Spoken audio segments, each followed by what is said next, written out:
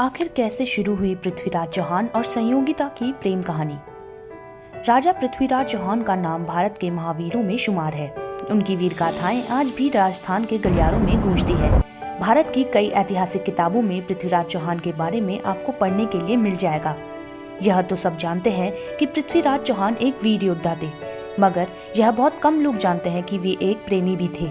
उनकी प्रेम कहानी के चर्चे राजस्थान की लोक कथाओं और किताबों में देखने को मिल जाते हैं। पृथ्वीराज चौहान के बारे में तो ज्यादातर लोग जानते हैं, मगर संयोगिता के बारे में इतिहास में ज्यादा जानकारी नहीं दी गई है। आपको बता दें कि संयोगिता कन्नौज के राजा जयचंद की बेटी थी, जिनकी खूबसूरती के चर्चे दूर दूर तक हुआ करते थे। माना जाता है कि एक बार राजा जयचंद के दरबार में नामी चित्रकार आया। वह चित्रकार अपने साथ कई राजाओं और रानियों की तस्वीरें लाया था।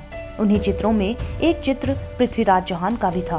तस्वीर देखते ही संयोगिता अपना दिल हार बैठी। इसके बाद जब उस चित्रकार ने संयोगिता का चित्र पृथ्वीराज चौहान को दिखाया तो उन्हें भी संयोगिता से प्यार हो गया। इस तरह मात्र एक तस्वीर देखकर दोनों एक दूसरे को दिल दे बैठे।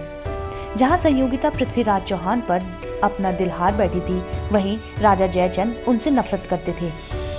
जिस वक्त पृथ्वीराज चौहान दिल्ली में शासन कर रहे थे, उस दौर में राजकुमारी संयोगिता का स्वयंवर आयोजित किया गया था।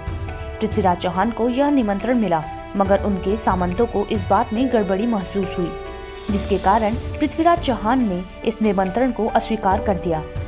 उनके इस रवैये ने राजा को आग बबूला कर दिया, जिसके बाद जयचंद ने यज्ञ मंडप के दरवाजे पर पृथ्वीराज चौहान की मूर्ति बनवाई और उसे द्वारपाल के रूप में लगवा दिया।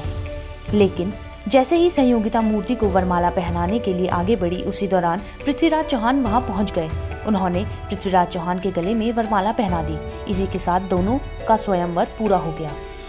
माना जाता है कि राजा जयचंद हमेशा से ही पृथ्वीराज चौहान से दुश्मनी रखते थे, जिसके कारण उनसे बदला लेने के लिए राजा ने अफगान के मुस्लिम मोहम्मद गोरी को पृथ्वीराज चौहान पर आक्रमण करने के लिए आमंत्रित किया था।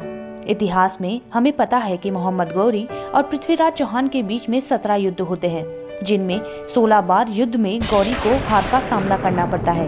वहीं 17वें युद्ध में गौरी जीत जाता है और पृथ्वीराज चौहान को बंदी बना लेता है। लेकिन अपनी सूझबूझ की मदद से पृथ्वीराज चौहान गौरी की हत्या करने में कामयाब होते हैं।